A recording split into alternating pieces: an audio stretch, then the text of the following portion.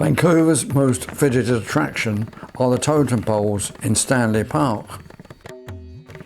The Stanley Park Totem Poles at Totem Point represent the stories and legends of several First Nations tribes from British Columbia's west coast. They were carved from red cedar wood. Each carving tells of a real or mythical event. Now we will look at 9 poles in more detail from left to right. The Beaver Crest Totem Pole stands out with its absence of paint and circular shape of its design. The Beaver Crest pole is meant to explain how the Tate family's Eagle clan came to choose the beaver as its crest. It was carved in 1987 by Norman Tate, his son Isaac, and brother Robert.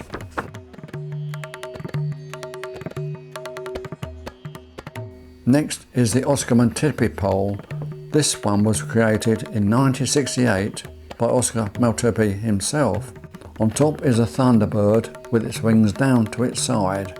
Below is the orca whale, which is shown pointing face down. Its large fin juts out from its back. Chief Wake's totem pole uses black and white to create an appealing visual pole. It was designed after the talking stick that was always held by a person making an important speech in ceremonies. This is a replica of an actual pole that sat at the house of Chief Wakers in the 1890s. The beak of the mythical bird at the bottom of the pole would open to form a ceremonial entrance to the house. This colourful pole is the original totem pole carved in 1955 by Ellen Neal and her uncle Mungo Martin. This pole features several creatures: a man holding a frog, the wild man of the woods. Here's the one with a bright yellow nose that looks a bit like a beak, and at the bottom a raven.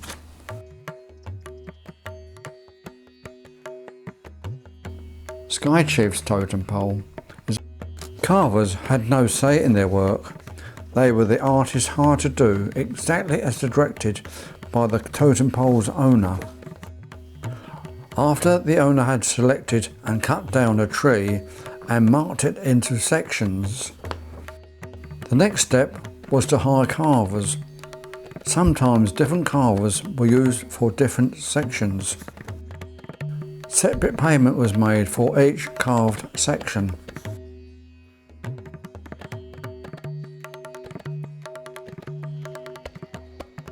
This colourful pole is the shortest on display. It's the Thunderbird house post. It's a replica carved in 1987 to replace an older one now in Vancouver Museum.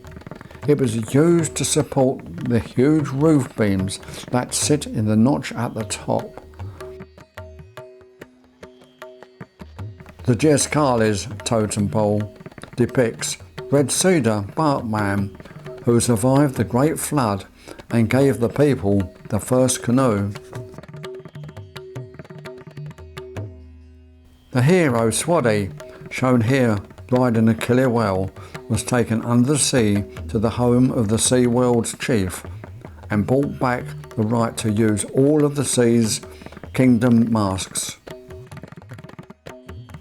A giantess sits at the base of the pole, symbolising her role in bringing magic and wealth to her people. This type of pole was special because of the rectangular board at the top, which contained a cavity that held the chief's remains. At the top, the chief's heritage crest, followed by a mountain goat, then a grizzly bear, with tiny figures in its ears, representing the chief's daughter and son-in-law. Standing away from the other totem poles is the Rose Yelton Memorial Pole. Rose's son Robert Yelton guided its creation of the pole with the help of 7 carvers. This totem pole was raised in 2009 next to the spot where Rose and her family lived until 1935.